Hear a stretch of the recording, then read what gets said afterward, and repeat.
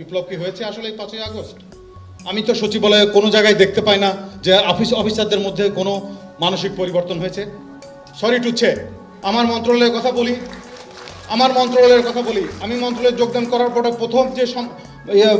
প্রথম যে সভাটি হয়েছিল সেখানে আমি বলেছিলাম 10 কোটি টাকা রাখা আছে এই মন্ত্রণালয়ের বাজেটে, যেটা ছাত্রীদের কল্যাণের জন্য দেওয়া হয়। আমি বলেছিলাম যে এই বছরে এই 10 কোটি টাকাই আমাদের এই আহত ছাত্রছাত্রীদের জন্য দেওয়া হোক, কিন্তু আমি এখনো পর্যন্ত পারিনি কারণ অনেক বাধা। এটা একটা কেস স্টাডি, আপনারা পরীক্ষা করে দেখতে পারেন। আমি চেষ্টা করে যাচ্ছি যে এই সব ছাত্রছাত্রী তো আমার মন্ত্রণালয়, শিক্ষা মন্ত্রণালয়, যে এই মন্ত্রণালয়েরই তারা সার্ভিস হোল্ডার, সেবা গ্রহীতা, তাদেরকে কেন আমরা এই 10 কোটি টাকা স্পেশালি আমরা তাকে দিতে পারবো না? কিন্তু আমি পারি নাই এখনো। আমি চেষ্টা করে যাচ্ছি, আশা করি পারবো, ফাইট করে যাচ্ছি।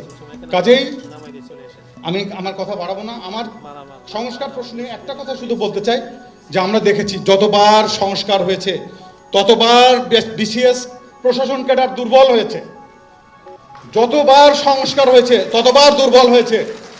আমি শুধু স্যারদের কাছে রিকোয়েস্ট করতে চাই, এবার যে সংস্কার হবে আপনি প্রশাসন ক্যাডারকে দুর্বল যাতে না হয় সেই ব্যবস্থা স্যার আপনারা রাখেন।